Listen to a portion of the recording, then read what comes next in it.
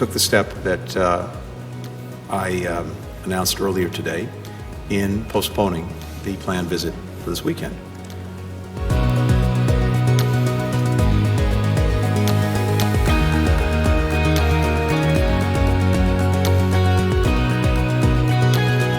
A potential nuclear war, a once-in-a-century pandemic, rising inflation and a supply chain crisis.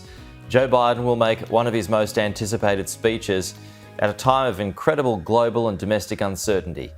This afternoon, the US President will deliver the 2022 State of the Union address, and much of the country and world will be watching with great interest how President Biden handles this historic moment. President of the United States. 50 states, 329 million people.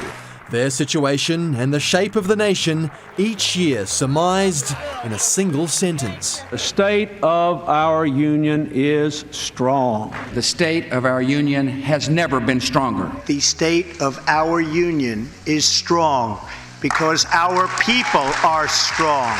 The president's address is a largely ceremonial national stocktake that's steeped in history. Capitol Hill in Washington is again the nation's focal point as the 80th Congress convenes during one of the most crucial periods in the nation's history. Started in 1790, formalized and televised in the 1940s, the State of the Union has seen poignant moments and lasting decrees. And this administration today, here and now, declares unconditional war on poverty in America. States like these and their terrorist allies constitute an axis of evil.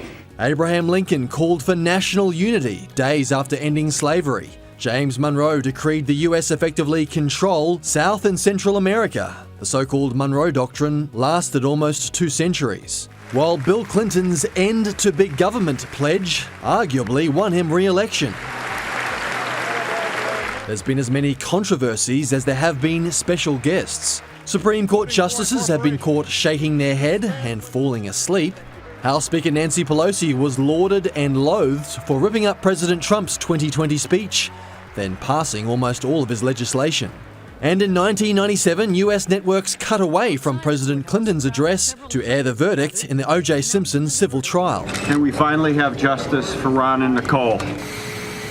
We will soon see whether the 46th president channels the emotion of George H.W. Bush or perhaps the frankness of Gerald Ford. The state of the union is not good.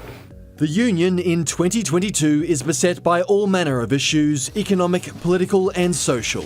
The union's state and its woes aren't so simple to address.